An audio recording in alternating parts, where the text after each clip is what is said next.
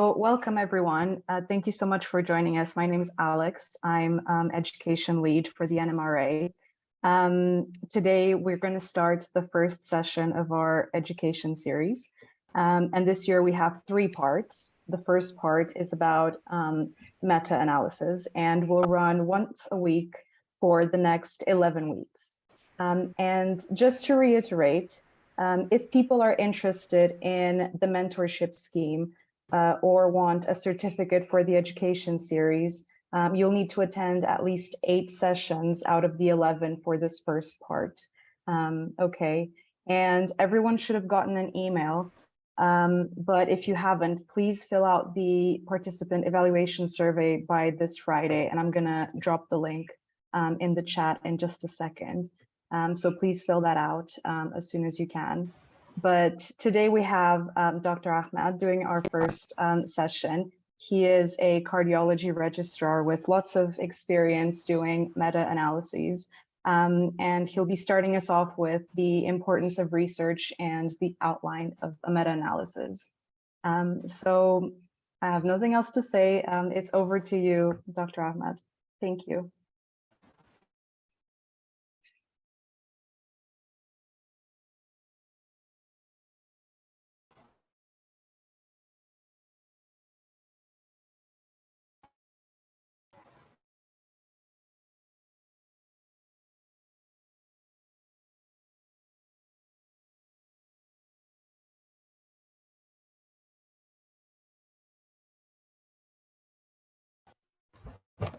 Hello, hi, everybody. I think Alexandrina, your voice was breaking up a bit. Can you guys, all of you guys hear me clearly? I can hear you, but maybe it's just my Wi-Fi. I'm sorry. Can anyone else not hear properly? You're okay. You're okay, Karen. No problem. All right. Anyway, okay, if I'm clear, that's good. Hi, everybody. My name is Mahmood. I'm the cardiology registrar at Royal Free Hospital. And thank you very much for coming today. I'm going to try and keep this a bit interactive. So let me actually start with anybody here ever done a meta-analysis? Guys, anybody here done a meta-analysis in the past? Raise your hand and unmute yourself. Anyone? Do I answer this question, Mahmood? No, I think Niraj has done one. Niraj has definitely done one. But anybody else have any experience at all? Anybody read a meta-analysis? I think medical school, at least you guys would have read one. Anybody read a meta-analysis? Yes, no? Niraj? No, we've got a few people put their hand. Raise their hand. 3 people. Yeah. Okay.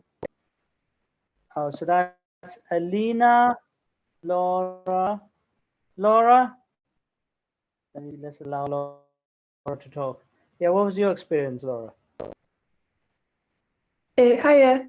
So my experience, I read like different meta-analysis, but my experience is that you see a lot of different numbers like on tables and then like the tree plots, and often I end up just skipping over those and reading the abstract and the main conclusions from the authors rather than going into the depth of that.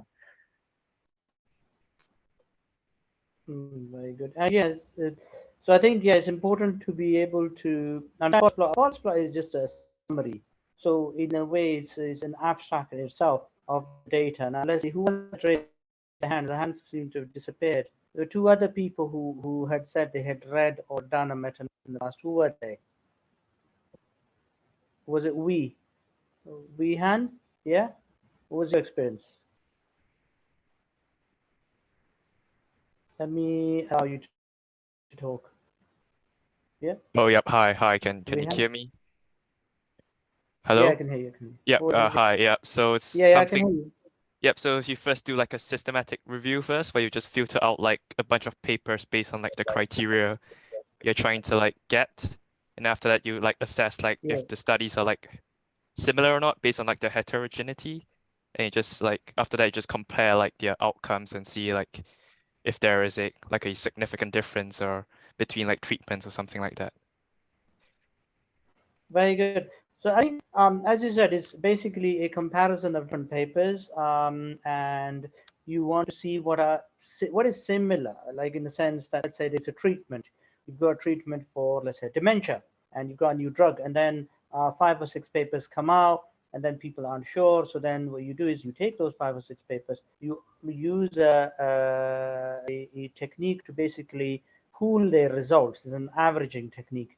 It's a bit like you go to a classroom and say, well, everybody in this classroom's average height is 5'7" or something, and but obviously until you measure it, it's going to be difficult. So you take the height, so you basically using various averaging techniques, formulas we've developed, and you sort of average together using a technique called weighting. Basically, each of those papers is given different weight, and then you get an outcome.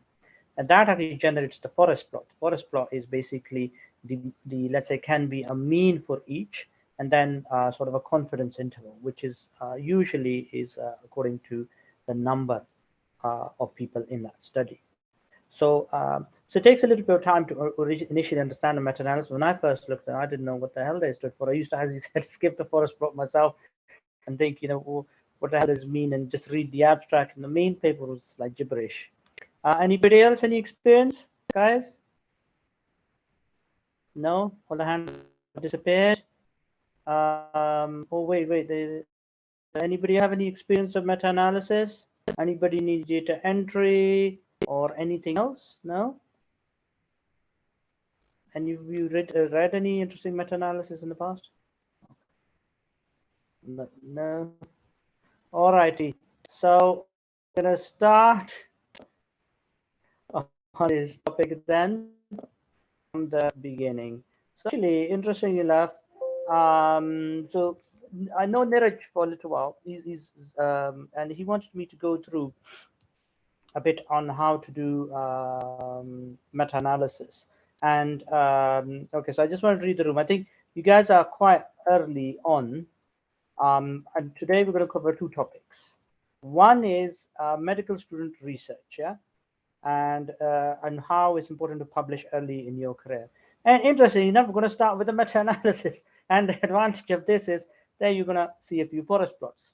So first of all is that how does medical student research work? Yeah, obviously some of you are involved in research, some of you are interested in research, and it turns out, well, this is a very good data set actually, especially in 2013, where they actually surveyed in America 90% of all the medical students existing in America at one point.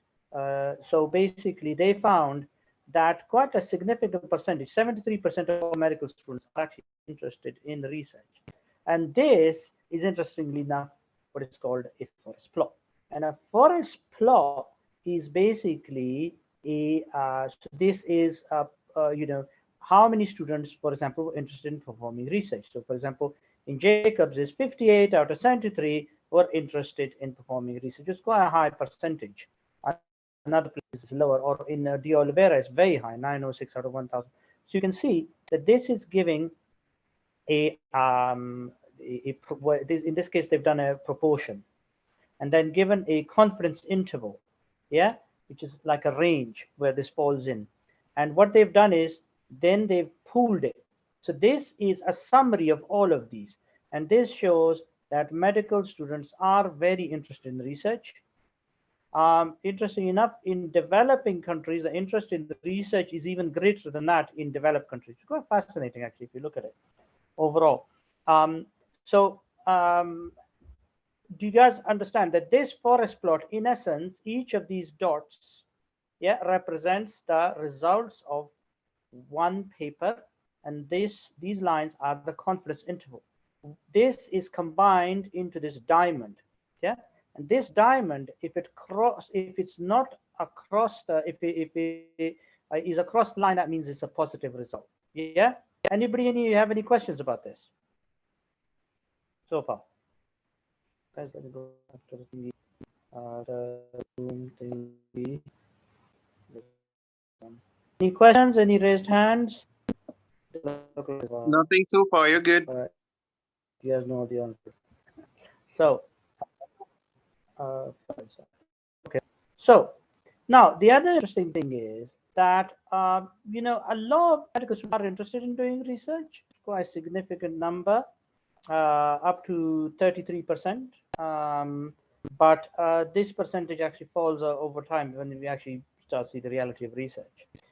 Exposure to research is very, very variable. You can see that, you know, in some places is very, very high. In some places is extremely low. For example, Kumar shows 47 and 471. So barely anybody's doing research, for example. Or other papers which, for example, if you look at, for example, AJAS shows about up to about 50% have done some research, etc. And then what they're talking about is prolonged exposure. Have they done like IBSc? When you guys do an IBSc, do they have prolonged exposure to research? And that you can see is actually quite a small percentage of medical students. That's why everything is coming across this side of the line, because only a small number of students are actually doing prolonged research. Yeah? Now, how does research experience gain medical students? So if you are, it basically has positive effects. A lot of people become interested in research after doing a research sort of elective. You have a higher chance of academic success if you do research as a medical student. But there are some factors involved in research. Yeah?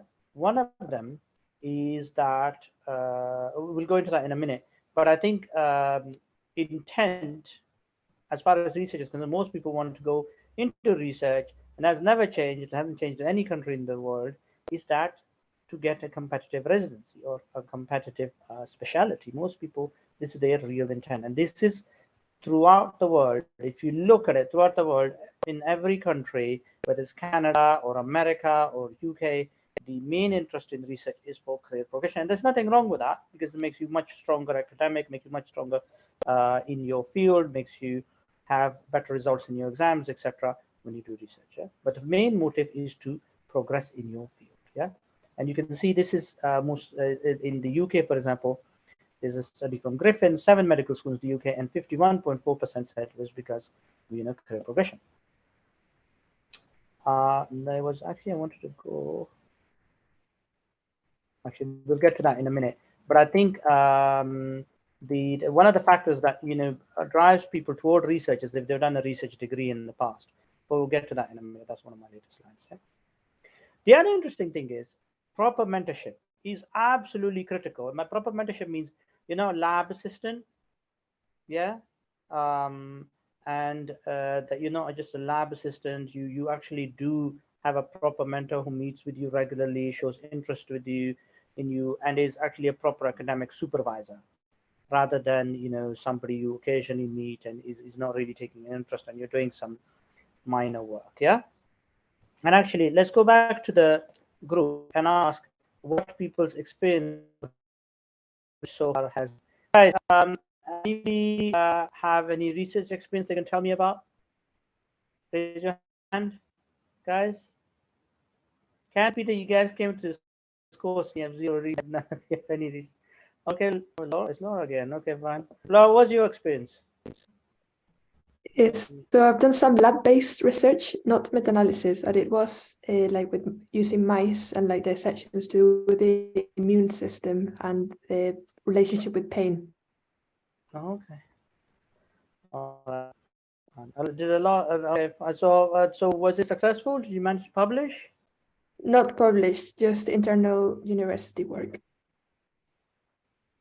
Very good. And Raj, what was your experience? Oh, sorry. So just to clarify, was the question about mentors or about research experience in general? Research experience and any mentorship that you got. Okay. Well, I did a biomed project that has finally gotten published about 5 years after the fact. It was about HLA-B27 and stuff like that.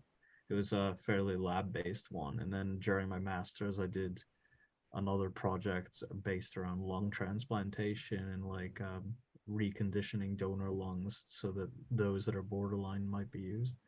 And I don't know, when I've had the experience that when I'm outside of like dedicated research things, opportunities are few and far between. So I did like an AI project with a plastics reg who made me like data crawl through 8,000 patients, but that didn't really go anywhere. My God, 8,000. That is truly painful. Yeah. I'm so sorry for you, Raj. Sorry for you. Okay. Sorry to hear that. So Lama, what was your experience? Hi, yes, so I did a research in epidemiology and it got published. It was an original article, it wasn't a meta-analysis. Very good, very good, good to hear. So you got a good as you. Yeah, good. All right. So back to me slides. So mentorship is absolutely critical in every single study that, it drives interest, it increases the publication, but it has to be proper, real mentorship. Yeah. And I think one of the interesting things is that were they encouraged to submit paper by supervisors? This is UK Griffin, yeah? The answer is 9.7%. So it's not very good in the UK at all. Yeah. Now, how many students end up publishing? It's actually about 50%, interestingly enough, which is pretty high. So it depends. I think maybe in the UK, with the BSc experience, I think in the UK, especially in UCL, I haven't seen that many people publish. But actually worldwide is much, much better.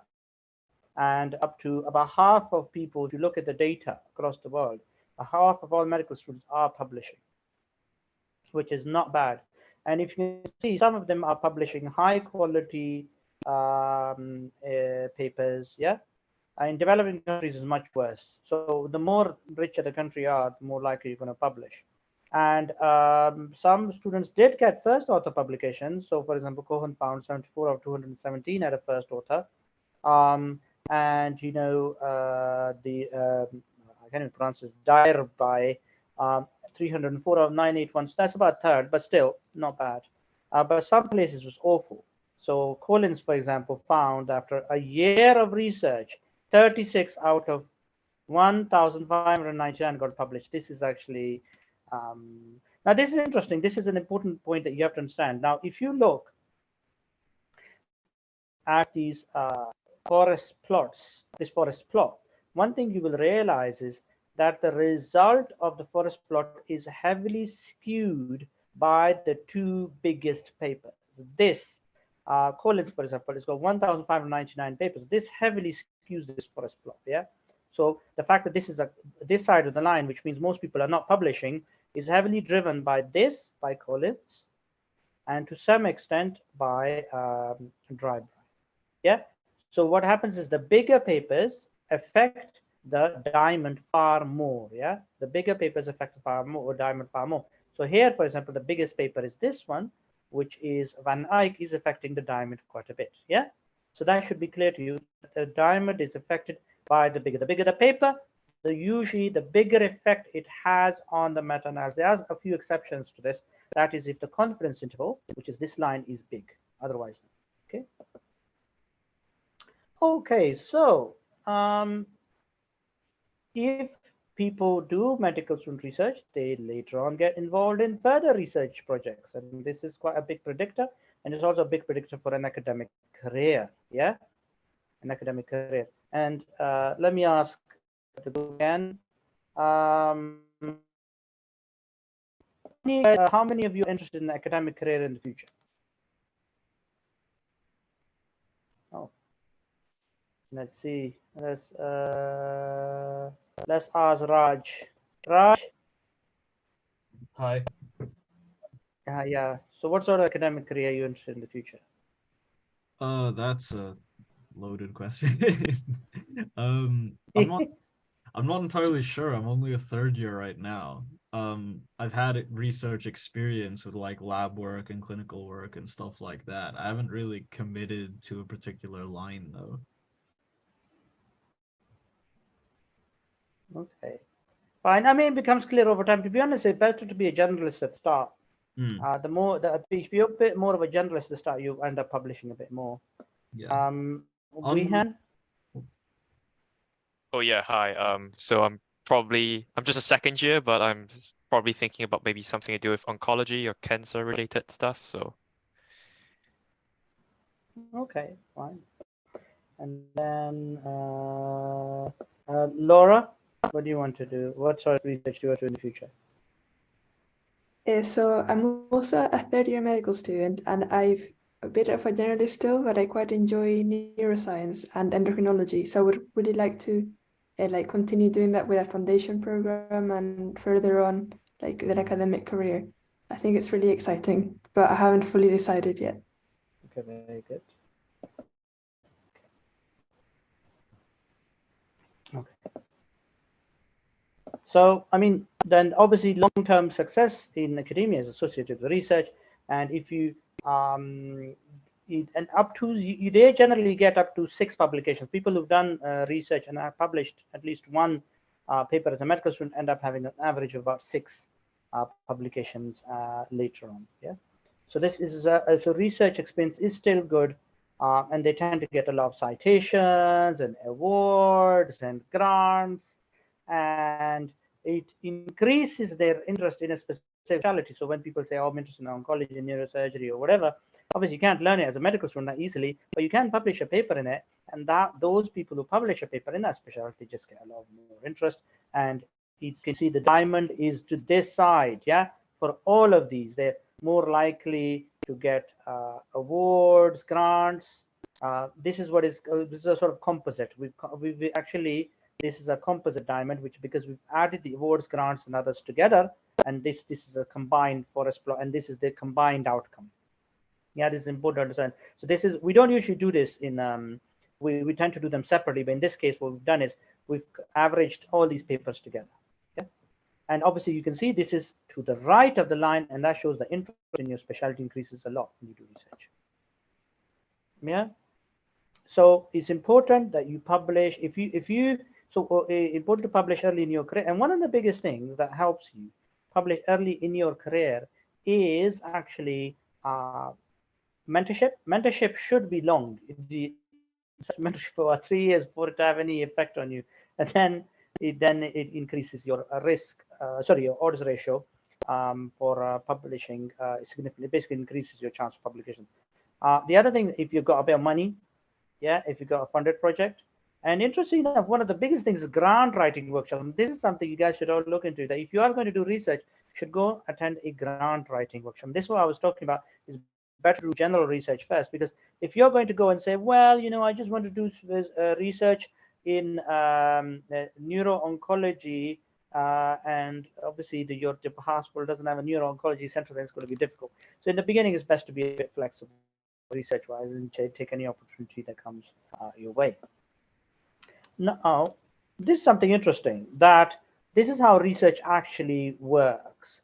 And you can see this is a grid of relationships, research relationships. Now, you can see that there are these smaller pools. These are probably smaller universities of people who are talking to each other and publishing and stuff like that. And they published a few papers. This is a bigger university where people are having more and more relationships. And they, in the center is the big boss prof guy. And he is publishing piles, and everybody else is connected through to him. Yeah, this is what it's called. This is a mentor-mentee community, it's called. Looks a bit like a forest. Yeah. So let me ask, where's it, where you guys going? Guys, any ideas about this? Wehan? oh, sorry, I just realized that I've not lowered my hand. So sorry, what's the question again? What do you think about this?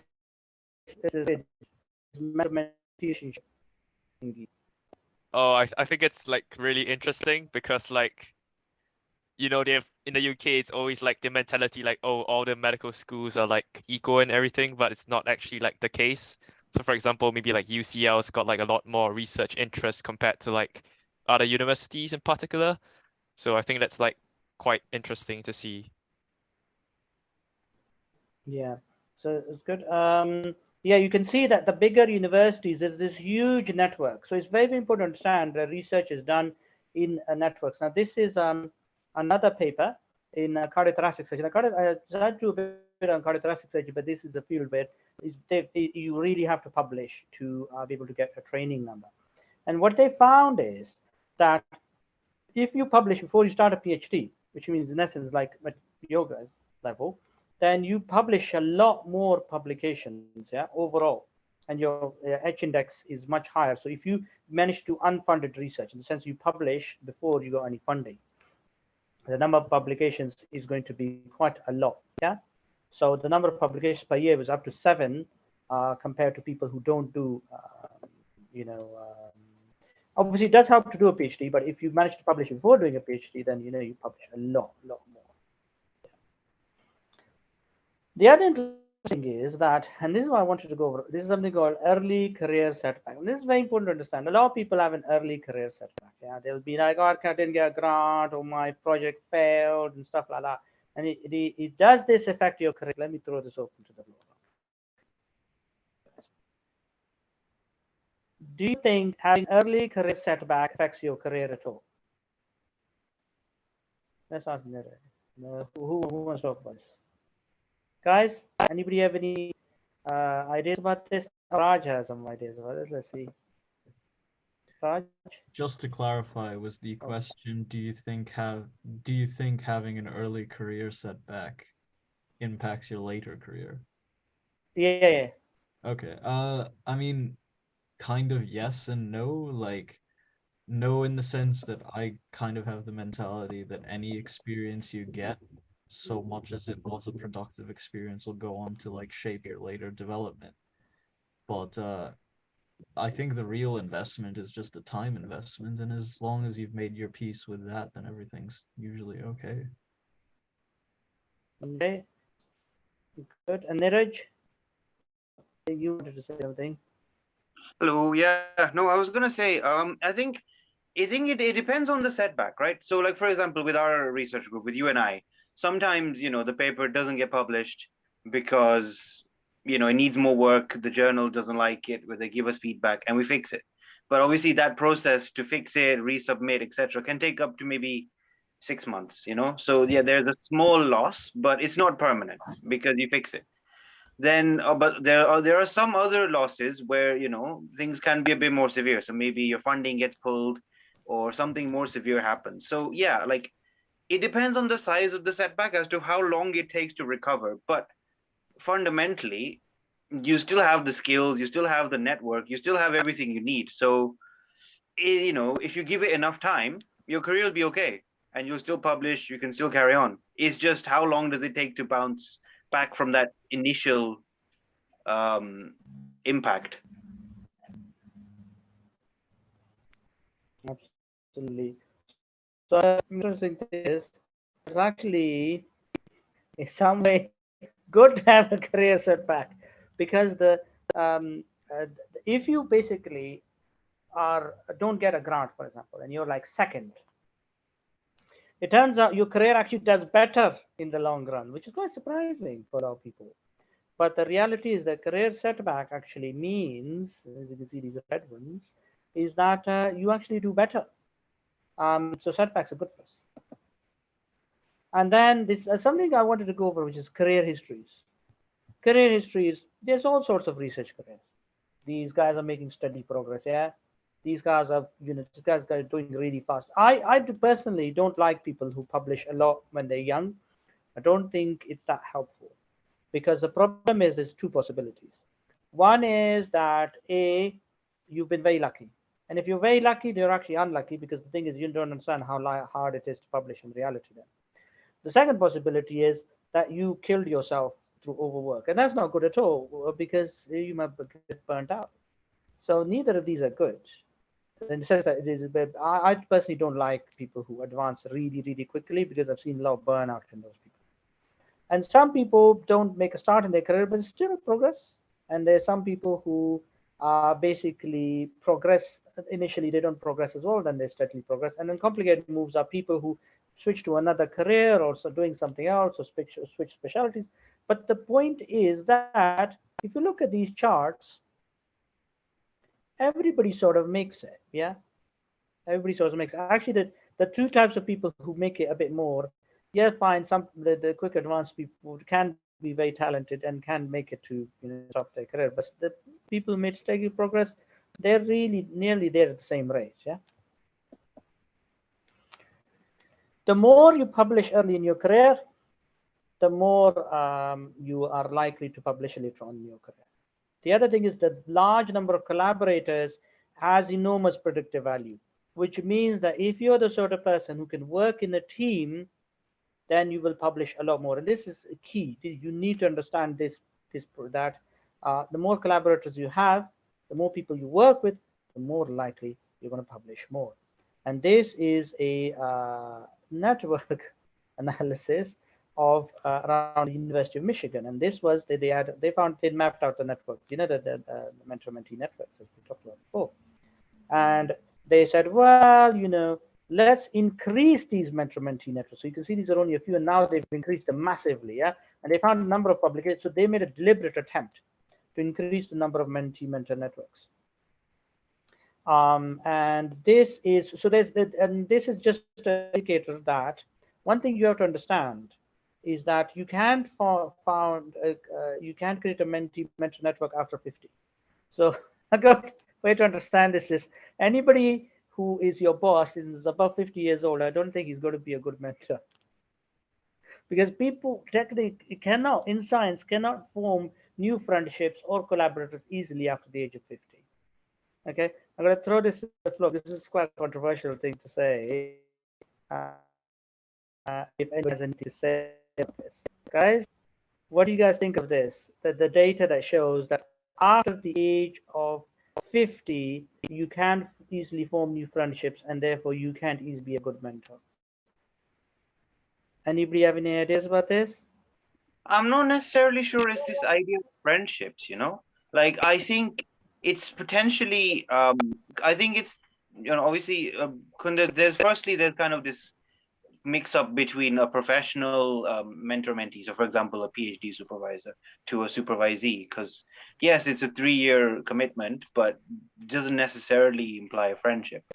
The other thing is, of course, I think it also depends a lot on, like, obviously if someone's, you know, if you're looking at age gaps, but also you have to look at like the gap in seniority, right? So if someone who is maybe a professor, and then you're encouraging them to find more contacts and people to work with who are students or undergrads or whatever, I think, you know, navigating that gap can become more difficult as you progress further and further, as it grows, just because, you know, there's less relatability. Like if you're a colleague and you've known someone for 20 years and you both went to med school together, it's easy. But that 20-year gap now for the person who's just starting as a student can be a lot harder to navigate, because everything's different. The technology, the way we interact, the research we want to do, the skills, you know, that gap doesn't get smaller with time, and it makes it harder to make those connections.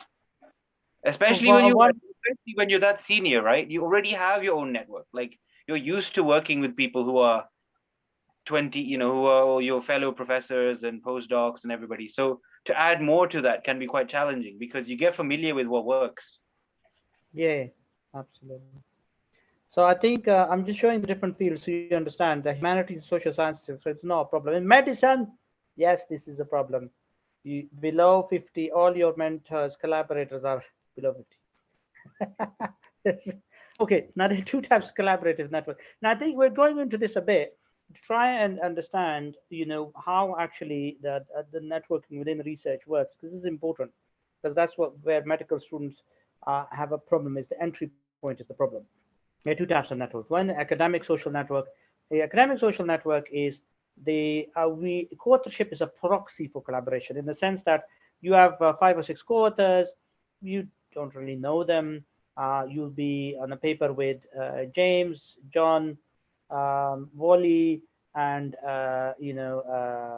somebody else, and you don't know who they are, but you sort of work with them and you do isolated tasks. So that's an but a collaborative, sorry, my apologies. A collaborative network is you work with people you don't know. An academic social network is you have informal relationships and social relationships. You've got friendships, yeah. So now you can see the difference between an academic social network and collaborative network. Collaborative network is there's this big boss man in the middle. You guys are all at the at the end of these spokes, yeah. And there's this grouping inside, which basically is getting all the publications, yeah. And you guys are far out. And the academic social network, the publications are distributed quite nicely. The other interesting to notice is that they are bigger and the volume of publications is very, very good in the larger networks. To the extent, in some fields, they've actually started making efforts to try and establish these academic social networks, yeah. So, and especially to try and include more minorities and more people who don't do research. And this is quite important to understand that to establish something like NMRA is actually a very good idea, because this is you're establishing your own network rather than depending on this network where you'll always be on the edges and you're not really going to get to the center at all. Neeraj, what do you think about this? I mean, we've talked about this, right? Like one of the reasons of building NMRA is to make, like you said, a space where you can learn, you can get the publications you need. And, to be honest, we don't really fuss too much about authorships, how it is here. Everybody who works with us can walk away with the first author publication. So hopefully, if we can grow and we can get there, absolutely, that model is something like what we would want to do anyway. Okay, so the other interesting thing is that diversity is very important. This is another meta-analysis which showed correlations from 35 empirical studies. This is another thing I wanted to show you, that a lot of the data that I've shown you so far is actually from different meta-analysis, and what it shows is that meta-analysis is just a form of analyzing data, and it can show you correlations, relationships that you didn't know existed before, or can give you a very good answer for a lot of things. So another thing is that diversity is very important. So if you have different, what we call age diversity, race, ethnicity diversity, in the UK, there's a lot of this, work being done on class diversity. Class diversity means that people who are from outside of London, from people who are from smaller towns, things like that. Yeah. Now to our main topic, which is meta-analysis. Now, which country in the world publishes the most? Well, that's quite easy. It's America. It's 4.1919 million publications. Which country publishes the second most? China. Third most is UK, and after that is Germany. Yeah. So let me ask the group: are you guys surprised to see UK that high? What do you guys think? What were you expecting to see? I was not surprised by that. Right? No, that makes sense, because like whenever I interacted with US students, they're always telling me about how many like publications they've gotten. It's usually way past 20, just anecdotally. So I'm not shocked by this graph. I mean, to be fair, we are using PubMed, which is a national US library resource for a reason. So it's probably the US, and US has got like all the exciting research stuff going on compared to the UK. I think the main issue is probably like funding, because like we are working on like a really fixed budget compared to the US, which basically has like nearly unlimited funding as well. Okay, yeah, that's true. The NIH budget is similar to the NHS, but we do punch above our weight. You have to remember that China's research budget is not small, and Germany obviously has a much more advanced healthcare system than ours, and we are quite high up. The UK is still 0.9 million, which is bigger than any country in Europe, twice that of France, twice that of Italy. We're really high up, 3 times the number of papers as Spain. Yeah, we're not small potatoes. Oh, why no? Okay, fine. So I think some of the slides haven't come through, but basically one of the things I wanted to show was that meta-analysis in China is quite a lot. Is a lot of meta-analysis coming out of China. Not as many systematic reviews, but a lot of meta-analysis. Now, there has been this review Cochrane did, and they wanted to look at how many meta-analyses are published in the world, yeah? And this is what they found, is that they looked at any papers that were meta-analysis or systematic reviews, and they found about 200,000. 60,000 were articles, 97, only 97,000 these were classified as reviews. The interesting thing, out of those 13,000 articles was cited more than 100 times. So this shows actually meta-analysis are actually highly cited. And this is an interesting, quite a good way to get into research as a medical student. You don't need data. You can do most of the work yourself. You can do it in your spare time. So there's a lot of advantages to doing a meta-analysis as a medical student. I'm keen that you guys learn how to do it. And this is a very, very flexible technique for getting a paper. And this again is another these are the world's most highly cited 100 most highly cited meta-analysis. And interesting enough, as usual, United States has 46 of them. But the second biggest country for meta-analysis is actually the UK. We have the 28 of the world's most highly cited meta-analysis. Canada had 15. But you can interestingly see that in this field, we are punching well above our budget and population. The other interesting thing is that what you can see is that the journal's impact factor does not really affect the number of citations you get. You're going to see some of these papers, meta-analysis, are getting up to 500 citations, but the journal doesn't matter. This is the journal's impact factor, that's line. But you can see that there's a lot more correlation with there is no correlation, yeah, with the journal's impact factor, yeah. And what you can also see is that was it again? The number of authors doesn't seem to affect the number of citations either. Yeah, there's no real, if the number of authors increases, it doesn't seem to affect the number of citations. Okay. Now this is the controversial bit that I want to go through.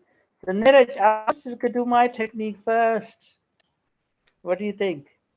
I want to do my technique of reverse meta-analysis first. Yeah.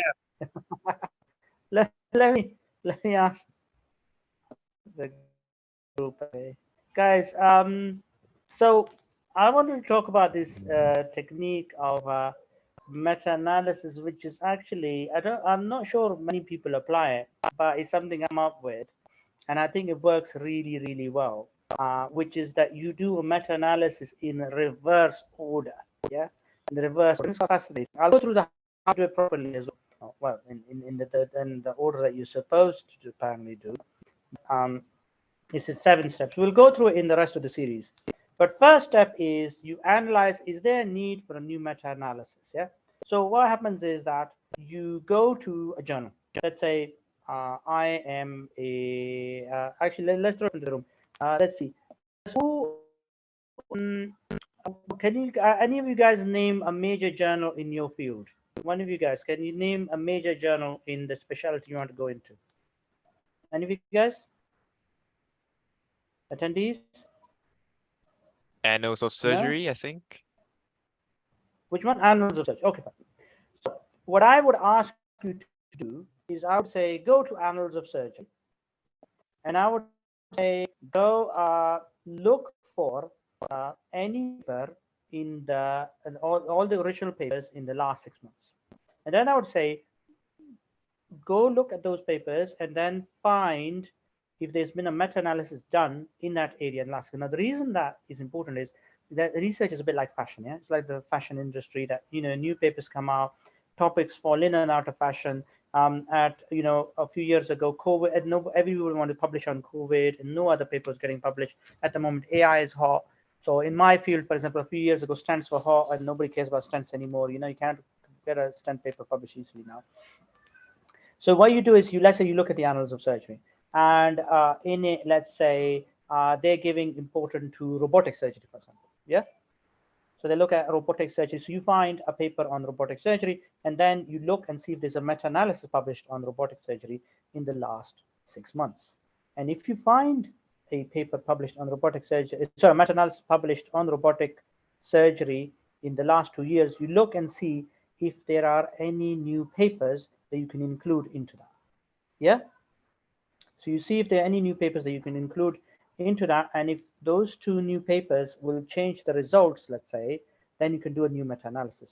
So the first step you do is you look at a major journal, and then you see if there are new papers in or new original papers, usually randomized control trials, and then you see if there's a previous meta-analysis done usually about 2 years ago, and then you see if the 2 new papers would change the result or would give you a nice new meta-analysis. Is that understood? Any questions about this technique? Guys, any questions? No? Any questions so far from attendees? So I would say, what I'm trying to say is you look at journal, and then you find a original papers, and then you see if there's a need for a meta-analysis. Okay. Yeah. Yeah, I know this sounds really counterintuitive, guys, but I can vouch for the fact that it's worked because I've done this multiple times. So, like, for example, there was once, I can tell you, there was a trial that came out regarding CABGs, like heart surgery, in the European Journal of Cardiothoracic Surgery. And because of that paper being published and being on the front page and everything, it led to myself and one of the research groups I work with publishing the only meta-analysis on that field that's ever been done. So, it can, just because it's hot, it's something that, no one's done before. The research, there's sufficient evidence there. It can prompt you in the right direction out of, like you said, like it's kind of fashionable. It's the right step at the right time. Okay, fine. So I think the 7 steps basically, you need to analyze their need. Then, unfortunately, this is very important. I know that they may sound a bit difficult, but I think in the project itself, you need to learn a bit about how to do a meta-analysis, statistical side, which is not that difficult. We'll go through in the sessions in the future about how to do it in R, which is actually the simplest way to do it. And the reason is the simplest way to do it is you can do a meta-analysis in RevMan, which is quite easy, but the problem is RevMan is limited. The other option is Stata, but Stata, you cost money. So the best way I always think is R, and R is actually, although it's a programming language, you're not going to learn that. What you're going to learn is how to access functions. It's basically, think of it as an old style interface. Like, like a few years ago, you used to have a command line and used to access different functions and programs, and you just access the right program, then you run it. Now, when a lot of meta-analysis projects, a lot of other projects as well, I think part of the problem is people come into a disorganized environment. So they come in, they're given tasks, they're not given the tools to do those tasks, they're not told, how to do it, they're not given the references, they're not given spreadsheets to fill the data in. They go into an environment where everything is disorganized. And this is where a lot of projects fail. And I've done a lot of work on this in the last few years, is that initially you should just work on the project with 1 or 2 people. Yeah, the project should be kept small in the beginning. So you first analyze their need for this. Then you do a bit of induction and training on R. So you probably do need a reasonable supervisor for this, but Neeraj actually learned all of this himself, so it's still possible. And then you make sure that if you're going to get other people involved, you've got all the spreadsheets, all the data entry stuff ready for them. Then you create the forest plot. Now the forest plot, interestingly enough, seems like it's counterintuitive to do this first, but actually if you get the result in first, if you get the outcome, what is going to come out of the project, if you do that first, and as my boss says a few times, Rui Prudential is probably the one of the 2 biggest name in cardiology meta-analysis in the UK, and he said, yeah, it's the right way to do it. The forest plot first. So you generate the final result first, And then after that, the rest of the project works really well, because then you can say to some people, you can say, do the screening, you know, to one or two people, you can say, do the screening. Another two people can write introduction. Another one or two people can write a discussion. Yeah. And you know, usually the person who does the first also does the risk of bias, but you know, it could be somebody else. But in essence, everybody starts working in parallel, and you can finish the whole project in about a month. And with the main person, you have a weekly meeting. No, you don't necessarily do it with the whole team, but weekly meeting to evaluate progress. We talk about the methods can be written by project leads. Other can do screening, write introduction methods, and final submission. Yeah.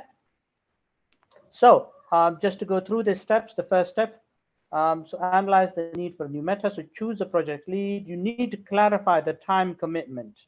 Yeah, it's very important. How much time are you asking them to do? 20 hours, 30 hours? What are you asking them? So open-ended projects are really, really dangerous. I hate open-ended projects in research. It's like you're asking somebody to do something. You don't know how long it's going to take them. You don't know what is going on in that person's life, but it's like the other thing going on. You know, you can't. Most people are thinking, okay, I'm going to give this guy 1 or 2 months, and I'm going to give this person, let's say, 30 hours or so. Yeah. Get to know them, know that person. This is very important. This was we talking about the social aspects of it. What is happening in that person's life? Have they got exams? Have they got, you know, family things going on? You know, you need to know that person a little bit. And as we discussed, do a search in the largest journal in your field in the last 6 months. Find an area that requires a new meta-analysis. This is also very important. It shouldn't be too big. Yeah, don't do a big meta-analysis, please, man. Be to yourself. This is at the height of insanity to do a large meta-analysis. Yeah, it takes time. Is quite a big time commitment to do a big one. So don't do one that is more than about 40 papers. Sort of the maximum that you should be doing. There should be at least 2 new papers, and the recent meta should be at least 2 years old. Now, this is a lot to unpack. So what I'm going to do is I'm going to ask the audience again. So what do they think? Guys, any questions about this? Anything you want to ask? Attendees? I'm going to pick on some of you now. Okay. Let's see. Rachit, what do you think? I'm going to unmute you.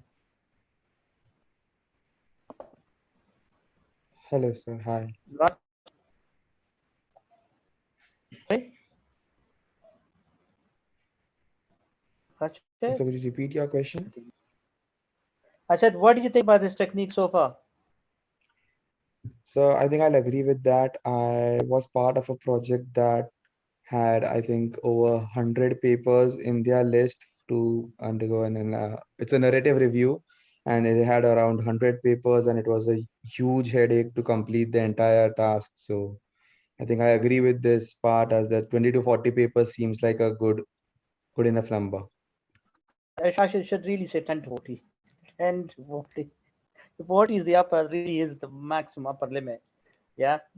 To be honest, yeah, that 10 to 30 is a bit, sometimes is much more reasonable.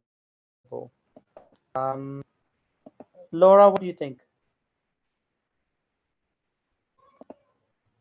Laura? I think, can you hear me? Yeah. Yeah.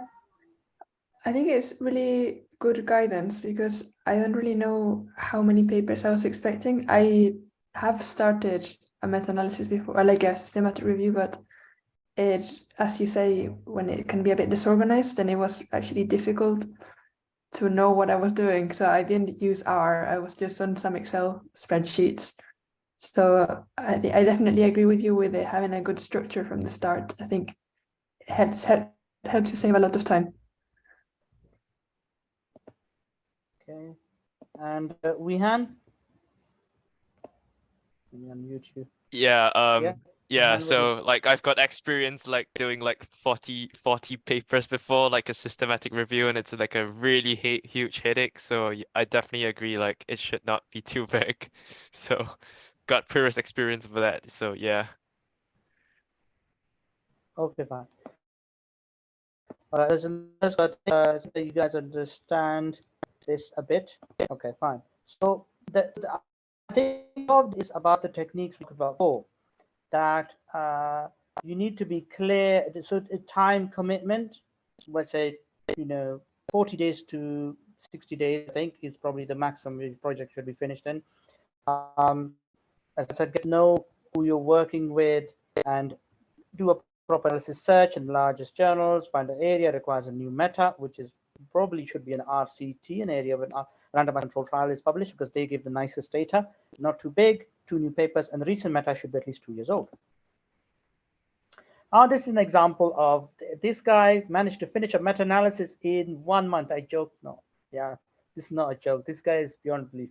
So this was this guy working with me. He, my boss, texted me one day. He said, "Can you do a meta-analysis on renal denervation and AF?" So, okay, fine, whatever. I look into it. I said, "Well, there's a 1 or 2 new papers."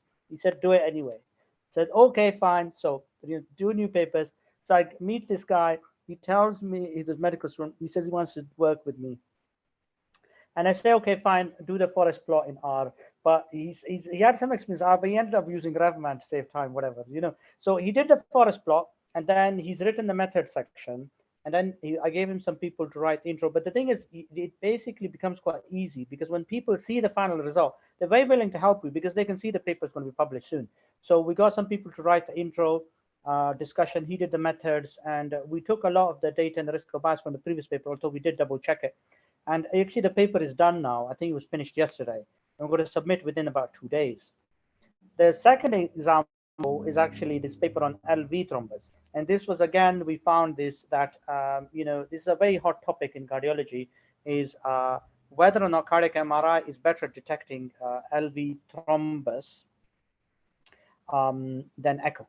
And this is a major problem because we know that 20% of patients who have a heart attack, end up having a stroke, heart attack, or death within a year. We don't know why this is. And some people think it's because they have a lot of clot in their hearts and we're not diagnosing them.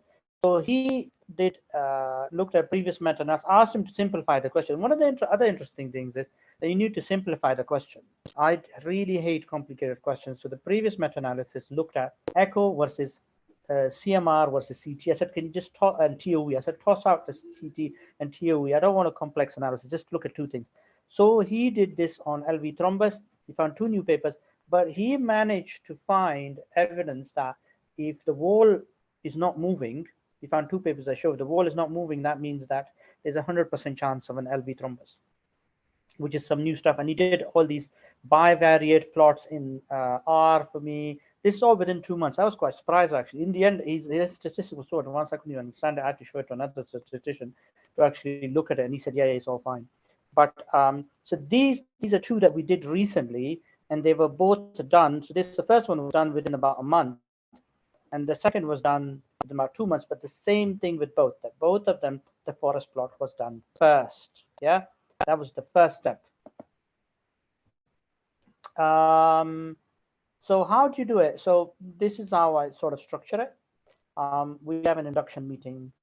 I do all these slides on how you install the packages in our. So we use this online thing called Posit. Posit is, if you search for it, is an online version of RStudio. I really like it actually, because all you need to do is go into your browser and you've got the full R Studio there, and you install these meta-analysis programs. The way to understand R is that it's a bit like your computer, your Windows usually works. You install a program, and then you basically access the program. You prepare an Excel spreadsheet with the data, and then you put it through, and then it gives you your results. Yeah, a really good textbook is meta-analysis using R, and you should need to do the analysis using the right function. You can check the textbook; it tells you which function. So you only need to know which function you're using. So let's say a function could be something called metagen. So you access that function. The code is within this book, and then you just crunch your Excel spreadsheet using the code that is given in this book, and you don't even need to know how to program. Yeah, you don't. Yeah, but still, one of these 2 people learned how to use, the other used RevMan Web, but completed it in 1 month. Yeah, I'm going to throw it to the floor. I know we're close now. So guys, what do you guys think of all this so far? I'm going to pick on some of the more quiet people here. Okay, Faith, what do you think about all this so far? Faith? I'm going to ask you to unmute. No, it's not working.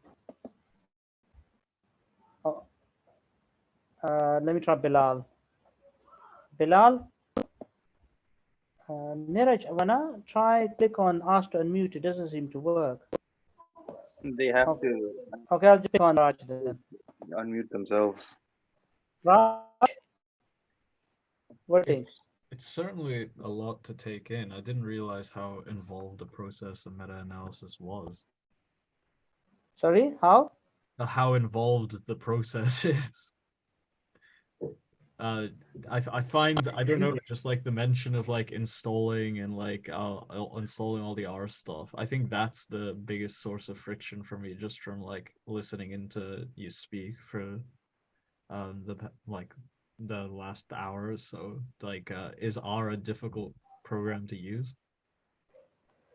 So the thing is with R is that for people who come from pre Windows age, they actually understand, because the Windows and even the Mac interface is just an overlay of the reality of direct interface with the computer system.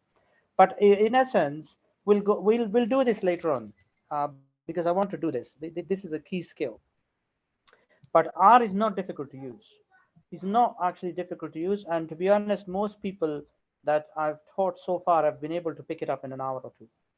Because imagine, when you drive a car, you don't actually know how the engine works, do you? You just need to know how to turn the car on. You need to know how to, put it in. Let's say if it's a petrol car, you need to put it in gear. You need to know how to press the accelerator. You need to know how to park it and things like that. But you don't need to know how exactly it works. Yeah. Yeah. But you don't necessarily need to learn R. Yeah, you can use Revman, which is easier. Yeah, but it would be useful to learn R. And the other reason I would say this is important is that if you're going to do research, it's good to pick up a skill as well at the same time that you can use in the future. And you do have to remember that if you have statistical skills, then you can publish a lot in the future in research. The other thing is the reason this is important is that as a medical student, there is a danger in research that somebody will come and will try and say, oh no, you're no longer first author, or you can be second author, or something of the sort. But if you've done the stats bit and you understand the stats bit a little bit, that can't happen to you. Do you understand? Yeah. So this is why I feel important. This is important to understand, even though it's a little bit of extra work. There's importance. Yeah. Okay. Yeah, I get you. Thank you. Okay, so I'm just going to try and find up in about 5 minutes. We're probably not going to be able to get through all my slides today, or whatever.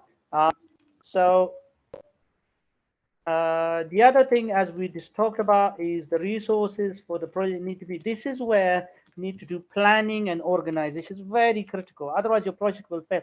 Why do projects fail? In all honesty, they fail because of a lack of supervision, a lack of organization. People come into the project, they don't know what they're doing. So don't bring in people into the project unless you're ready. So initially, in the initial phase, we just do this analysis to see where it worked, then we do the forest plots. Then only then do we bring people in. So you need to create the resources in advance. So let's say you're now going to ask people, oh, can you get demographics data out of those papers? Or you're going to do screening. Make sure everything's ready for them. Make sure do things for them. Do the search for them.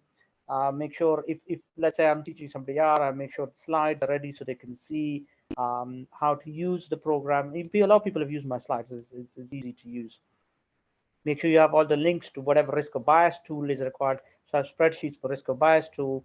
And I spend a lot of time reading up on R, but this is important that you have to do some background reading as well in research. Yeah. So why do you want to do the forest plot? Is a key point, as people can see the result. It's often thought is the most difficult step. If done first, makes it possible to do the rest of the project in parallel. This person who's done the forest plot also writes the method section, which in meta-analysis is very important. The rest can do screening, writing intro, and discussion. You need to have regular meetings. Usually we have weekly. It's only usually semi-informal. So it's only really with the person who's the main person, the lead for the project. I don't really do projects with the rest of the team. Now, often because the project is finished within a month or two, so we usually have only 1 or 2 meetings with them, because you can't do a weekly meeting with 5 people. That's ridiculous. It won't work. So make sure it's not just a reminder meeting that you saying, oh, hello, hi, and have you done this work? It shouldn't really work like that. Just keep it informal. Go in a bit of detail. You know, we're going to discuss this. Ask them about their life. If they text you or send you a question, try to answer as quickly as possible. Be encouraging. The guy's giving up his time, you know, for free. Never tell them off. Yeah, absolutely critical. Yeah, and then make sure you sure that you create time for this. I mean, this is more for a supervisor point of view, but it's important. Methods can, now this is where the whole project goes into parallel. Methods are written by the project leads, either do screening, writing, reduction, and methods. It's a bit like the story of the hen who grew wheat and made bread. Actually, let me does anyone remember that story?